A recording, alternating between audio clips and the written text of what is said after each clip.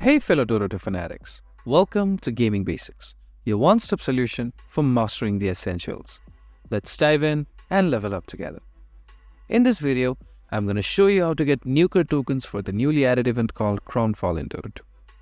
To do so, you first need to open your Dota 2 via the Steam client and then go to Act 1 by clicking here. Here's the overworld map of the event. So to get Nuker tokens, first you need to know which heroes will give you Nuker tokens upon wins. To do that, all you need to do is click on this Nuker icon right here, like so. And here are the list of heroes that will give you Nuker tokens when you win with them.